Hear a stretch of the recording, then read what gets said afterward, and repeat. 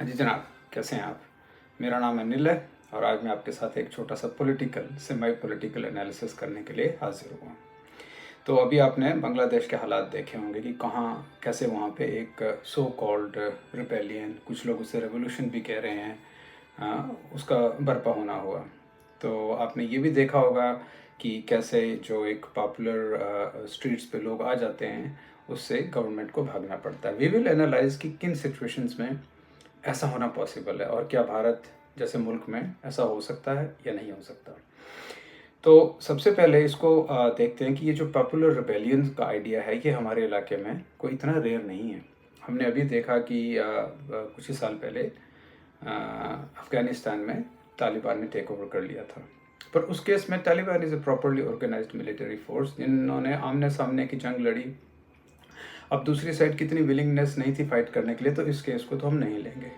एक दूसरा कंट्री जहाँ पे काफ़ी पॉपुलर रिजेंटमेंट और लोगों का सड़कों पे आना हुआ वो था ईरान। जब वो एक बुरके वाले केस में या पर्दा वाले केस में एक लड़की को मार दिया गया, मुझे उसका नाम नहीं याद आ रहा है, तो काफ़ी पॉपुलर रिजेंटमेंट्स हुई, लेकिन उसमें वो दबा दिए गए। तो मिलिट्री ने उसको पूरी तरह से दबा दिया। तो इसी तरह के एग्जांपल्स हमें पाकिस्तान में आए रोज़ देखने को मिलते हैं। वहाँ पे एक राइट विंग की ऑर्गेनाइजेशन है, जो कि वेरी रिलीजियसली फंडामेंटल ऑर्गेनाइजेशन है, शायद कुछ लबैक पाकिस्तान कुछ ऐसे है। तो they actually sometimes bring the government to its नीज।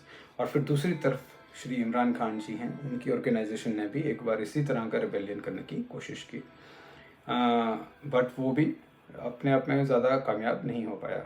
फिर हम इंडिया आते हैं। इंडिया में आपने देखा कि फार्मर प्रोटेस्ट के चलते एक इसी तरह का ड्रामा करने की कोशिश की गई और दिल्ली में जो रिपब्लिक डे था उस दिन जो प्राइम मिनिस्टर ने फ्लैग होइस्ट किया था उसको उतार लिया गया।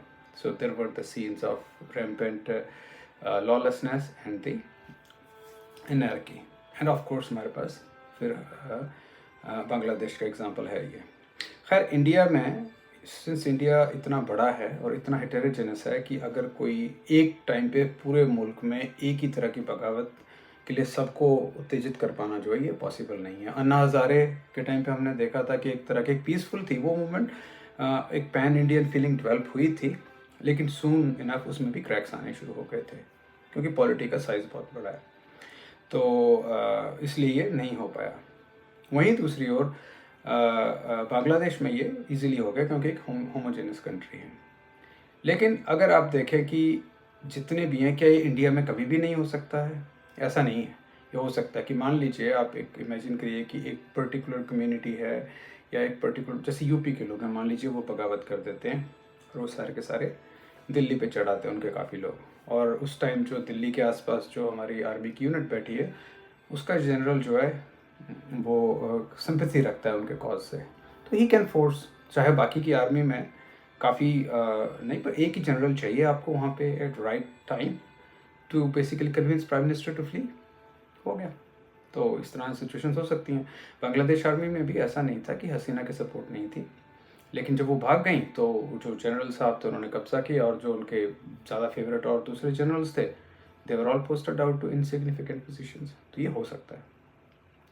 तो अब हम देखते हैं कि शेख हसीना की गड़बड़ कहाँ हुई। होता है ऐसा है जनाब कि इस तरह के जब पॉपुलर रिबेलियंस होते हैं तो आप फोर्स का यूज़ करते हैं और ये एसिमेट्रिक हो जाता है कि इस तरफ से जो जब जब ये जो सो कॉल्ड रेबेल्स होते हैं या आंदोलनकारी होते हैं, जब ये एक्सेसेस करते हैं इट डजंट गेट काउंटेड, ये मॉब एक्शन में आ जाता है कि भीड़ ने ये कर दिया। जैसे अभी उन्होंने हिंदू लोगों के घर जला दिए तो किसी का नाम नहीं आया ना, क्योंकि भीड़ ने जलाए। वहीं दूसरी ओर जब गवर्नमेंट या स्टेट उनके खिलाफ कोई एक्शन लेती है तो वो उस पे ऊपर करने वाले का नाम आ जाता है। जैसे 200 बच्चे जो मारे गए बांग्लादेश में, अब वो हसीना के खाते में चढ़ गए, है ना। इसी तरह से ईरान के अंदर भी जब उन्होंने रिवोल्ट को सप्रेस किया था तो जो भी वो जो लोग मारे गए तो वो वहाँ की मिलिट्री और वहाँ की इस्टेब्लिशमेंट के खाते चढ़ गए। इसीलिए जो स्टेट क्राफ्ट की जो मशीनरी होती है वो एक लिमिट से ज़्यादा ऐसे इंटरनल स्कफल से, इंटरनल जो है उसके ऊपर एक लिमिट से ज़्यादा आप एक्शन नहीं ले सकते अनलेस कि आप कम्युनिस्ट रिजीम हो जो कि ओपनली ऑटोक्रेटिक है या नॉर्थ कोरियन रिजीम है जैसे है। तो फिर करना क्या चाहिए?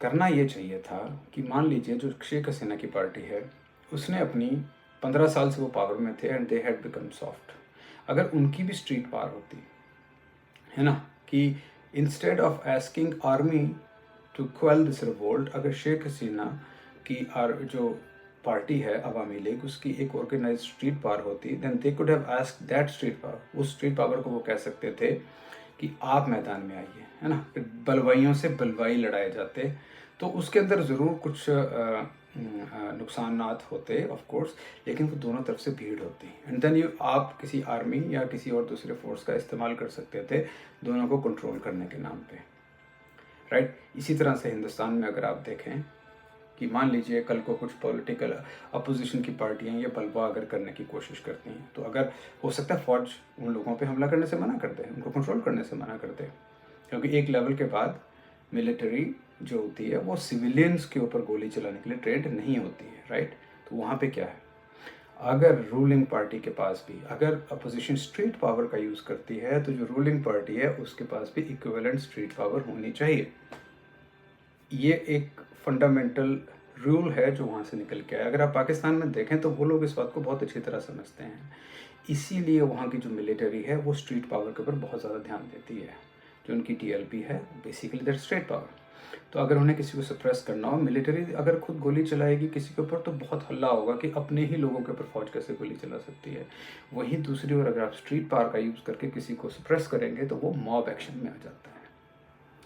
तो ये एक सबसे बड़ा नोटवर्दी पॉइंट था जो मैंने इस पूरे इंसिडेंट से या 2-4 इंसिडेंट्स को कंपेयर करने से सीखा, कि अगर पॉलिटिकली आपको रेलेवेंट रहना है तो you will have as a political party, आपकी स्ट्रीट पावर जो है वो हमेशा मजबूत होनी चाहिए, ताकि जब आपके दूसरे धड़े के लोग स्ट्रीट पावर को बाहर निकालें तो आप भी उसको स्ट्रीट पावर से काउंटर कर सकें। आप स्टेट की मशीनरी पे आप डिपेंडेंट नहीं रह सकते। ये एक तो पहली बात है। दूसरा इसमें ऐसा है कि अब स्ट्रीट पावर होगी कैसे, स्ट्रीट पावर आती कहाँ से इन पॉलिटिकल पार्टी। ऐसा होता है कि आपके लिए लोग सड़क पे जाके जान देने के लिए तैयार हो, ऐसे लोग कहाँ से आते हैं, जब आप अपोजिशन में होते हैं ना, तब आपने उनको एक वादा किया होता है कि जब हमारी ताकत आएगी, जब हमारी सरकार आएगी तब तो फूलों में खेलोगे। तो वो जो सपना होता है, वो जो होप होती है, इसके लिए आप हमेशा देखोगे कि जो अपोजिंग साइड्स होती हैं, अपोजिशंस होती हैं, उनके फेवर में कई लोग सड़कों पे आके दंगा करने को तैयार रहते हैं। वहीं दूसरी ओर अगर कोई पार्टी सरकार में है तो उसके बिहाफ पे लोग बाहर इतनी आसानी से नहीं आते, क्योंकि वो गवर्नमेंट में होते हैं ना ऑलरेडी। तो हर कोई तो वहाँ लड्डू नहीं खा रहा होता, और हर कोई अगर वहाँ लड्डू नहीं खा रहा है तो लोग इतनी जल्दी पावर में आने को तैयार नहीं होते हैं। सो इसीलिए किसी भी जो रूलिंग पार्टी है, एक तो उसको बहुत एथिकली बिहेव करना चाहिए ताकि लोगों का उसके ऊपर विश्वास बना रहे और वो उसके खातिर सड़कों पे निकलने को तैयार रहें।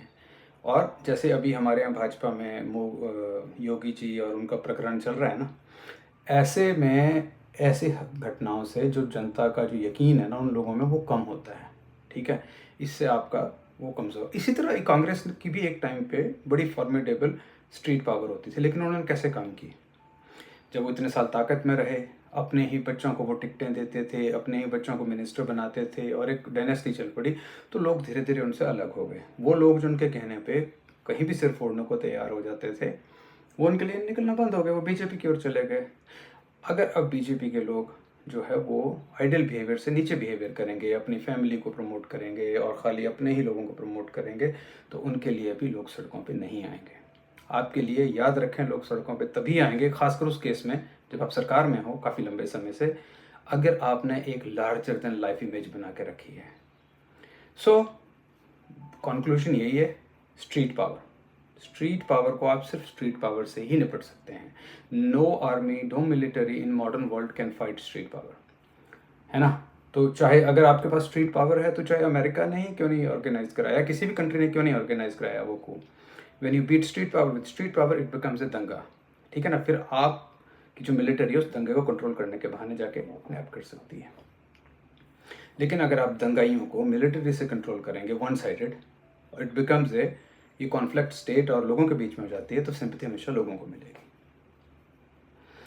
सो यही है कि स्ट्रीट पावर इज़ इम्पॉर्टेंट, लेकिन स्ट्रीट पावर तब आती है जब आपका जो बिहेवियर है, आपका जो आचरण है, वो एक लेवल से ऊपर हो और वो एक बहुत ही बड़े एथिकल लेवल का हो, राइट? और लोगों को ऐसा लगे कि आप छोटे छोटे स्वार्थों से ऊपर उठ के एक ऋषि मुनि के लेवल के आदमी हैं, तब लोग आपके लिए लड़ने को तैयार होंगे।